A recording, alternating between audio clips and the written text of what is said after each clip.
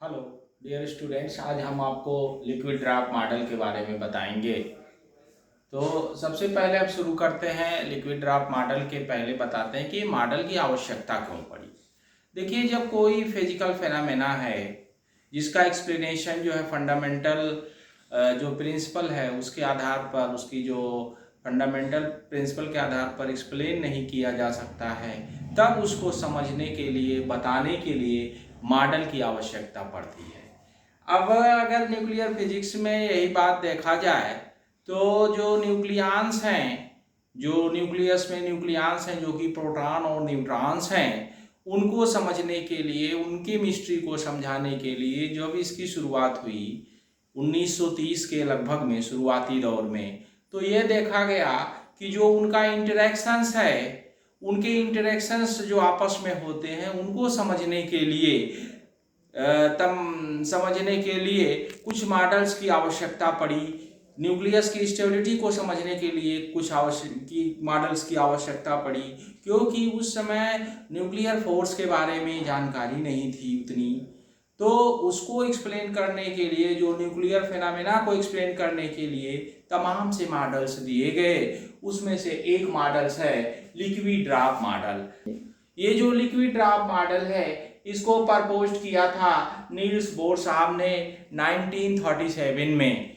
देखिए, जैसा कि नाम से ही स्पष्ट है, लिक्विड ड्राफ्ट मॉडल न्यूक्लियस को समझने के लिए। तो क्योंकि ये जो लिक्विड न्यूक्लियस को बताया गया कि कुछ सिमिलरिटीज थी जिनके आधार पर यह बताया गया कि उसको लिक्विड ड्राफ्ट कहा गया, और इस मॉडल को नील्स बोर ने 1937 में प्रपोज किया। तो क्या सिमिलरिटीज थी वो, जिनके आधार पर इसको लिक्विड ड्राफ्ट मॉडल दिया गया, न्यूक्लियस के मॉडल को लिक्विड ड्राफ्ट कहा गया।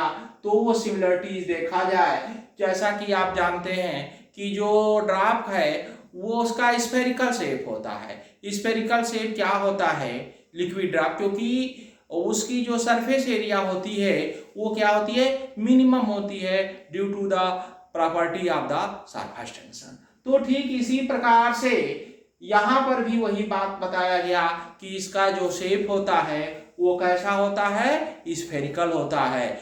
और दूसरी बात जो बताई गई सिमिलरिटी के आधार पर, कि जो न्यूक्लियंस हैं वो इंटरेक्ट करते हैं। कहाँ इंटरेक्ट करते हैं, वो एक दूसरे से, जो उनके नियरेस्ट नेबर्स हैं, जो उनके पास के होते हैं न्यूक्लियंस, उनसे वो क्या करते हैं, इंटरेक्ट करते हैं। तीसरी सिमिलरिटी क्या था कि जो डेंसिटी है, उसकी जो डेंसिटी वो इंटायर वॉल्यूम में क्या होती है, कांस्टेंट होती है।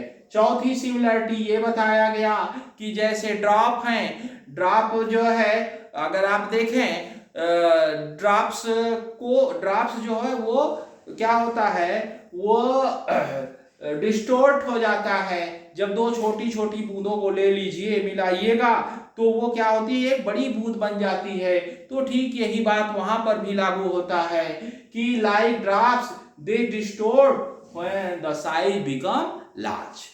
और पांचवी बात ये बताया गया कि अगर थोड़ी सी एनर्जी दे दी जाए लिक्विड इसको, न्यूक्लियस को, तो ये क्या होती है, ये ब्रेक कर जाती है दो में। ठीक इसी प्रकार से बूंद में भी आप देखते हैं कि वो भी टूट जाती है अगर थोड़ा हम उसको हीट कर देते हैं। तो ये 5 सिमिलरिटी हैं इस प्रकार से, और एक सिमिलरिटी है, लेकिन मुख्य रूप से ये 5 सिमिलरिटीज हम यहाँ पर डिस्कस कर रहे हैं, बता रहे हैं आपको।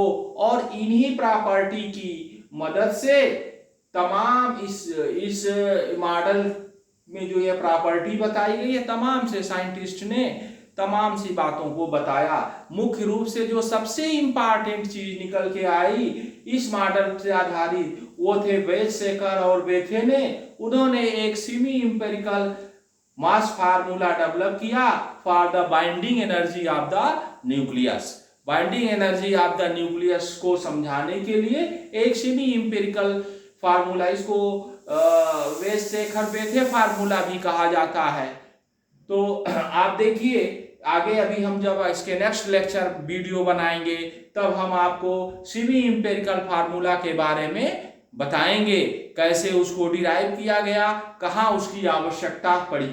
तो आइए अब हम बात करते हैं इसके मेरिट्स के बारे।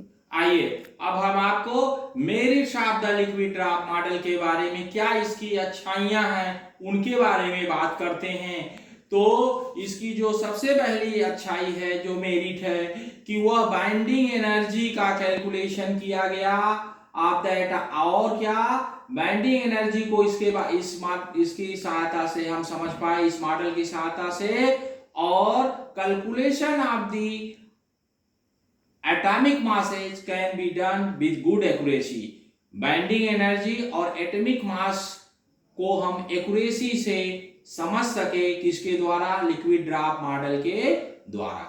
इसके अलावा और तमाम सी साइलेंट फीचर्स हैं न्यूक्लियस की, जैसे कि आप कह सकते हैं binding energy of the nuclei, their stability against alpha and beta disintegration, as well as nuclear fission के बारे में भी हम लिक्विड ड्राफ्ट के मॉडल के आधार पर ही समझ सकते हैं। तो ये अपने आप में एक बहुत ही महत्वपूर्ण मॉडल है।